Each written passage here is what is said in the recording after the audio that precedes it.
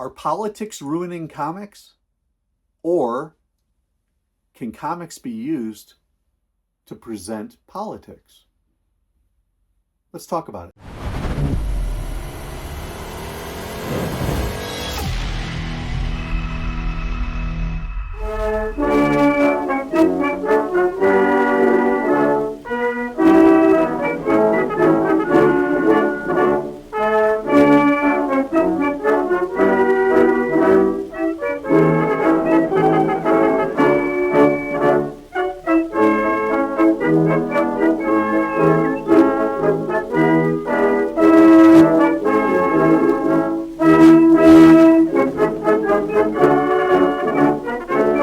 Hey everyone, it is Tom. It is FANzine Live. We are looking at crowdfunded zines today. I'm going to preface this by saying that I just saw a post from a known creator out in the independent comics world, a longtime creator, who asked the simple question, are politics ruining comics?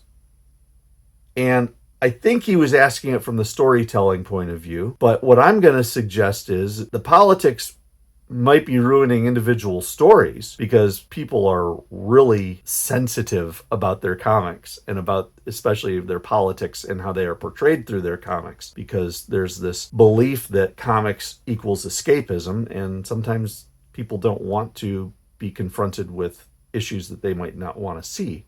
However, I look at that question as, are politics ruining comics? No, comics are a medium. Comics can be anything. Comics can talk about life experiences. Comics can tell fairy tales. Comics can tell spandex hero stories, crazy little stories of animated characters or cartoon animals. Or they can tell the story of politics. And this is a piece that the organization called the Democratic Socialists of America put together to explain their history in anticipation of their 2025 convention. And so they put this out on Kickstarter. And I'm not a member of the Democratic Socialists of America, but as a unique zine, as a unique crowdfunded project, how could I pass this up? I'm also a very big, academically, my background is in the world of government, politics, civil service, and the like. So I'm always interested to see how we portray issues in comics. This is just fascinating. So we've got some background, some real basics on the backgrounds of the Democratic Socialists of America. I told you I'm not a member of the Democratic Socialists of America. So I'm going to look at this less about what they are saying and more about how they are presenting, because I think it's a fascinating study. For example, one of the first socialists was a gentleman, the first socialist leaders in America was a gentleman named Eugene Debs. Came out of the worker movement, the labor movement.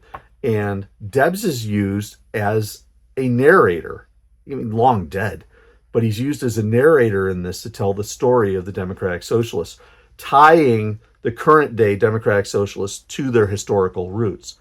Really neat touch. Another thing I like about this is that you can easily see this is a text-heavy book. And by putting in rather simply drawn panels, it breaks up the text. For example, on this page here, presents portraits, cartoon portraits of the people who were important in the growth of the Democratic Socialists of America.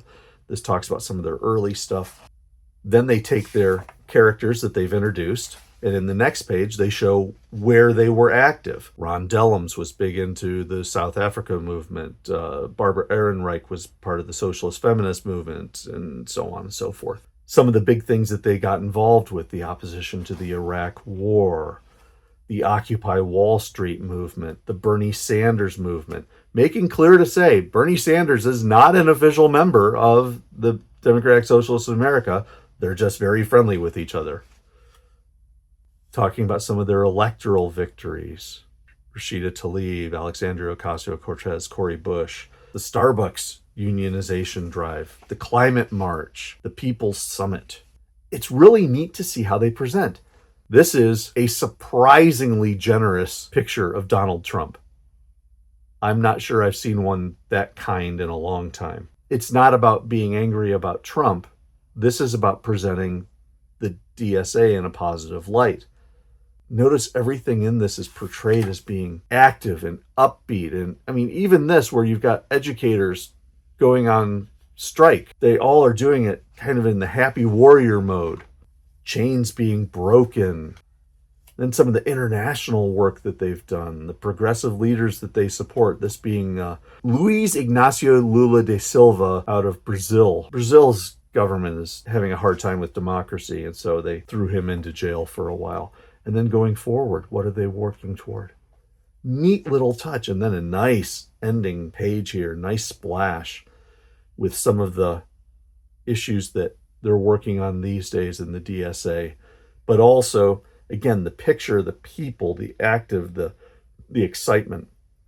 And then I'm looking through this and I'm reading it and thinking, wow, this is really nice, fun stuff, easy to read, a lot of text, but again, broken up wisely. And then I get to the back, and lo and behold, that artist, I thought I had seen him before, Noah Van Sciver. Noah Van Sciver, who did the cover for the Canon Annual, but also has done so many other pieces. It's really neat to be able to see him giving his time and effort to, I'm presuming, a cause that he supports. I don't know if he got paid for this or not. So they got a nice artist. They did a good job presenting. And they're going to they handed this out at their annual convention. Honestly, I wish other organizations, and I don't care if it's left, right, center, black, brown, green, blue, whatever, I would love to see more organizations try to present themselves in such a manner. This was really kind of interesting. I learned a lot about the Democratic Socialists of America through this. What do you think about this? Are politics ruining comics? Or are politics ruining what people are saying about in their stories that they present? Are comics so monolithic that we can't have different uses of the medium, like, say, what the Democratic Socialists have done here? I don't know. Interesting stuff to chew over.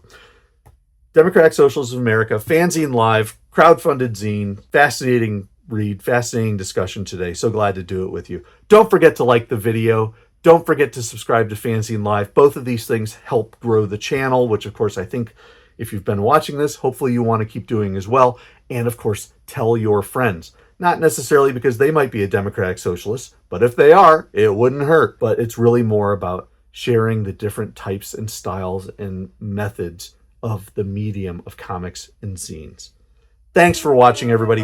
This has been FANzine Live. I'm Tom. I will catch you next time.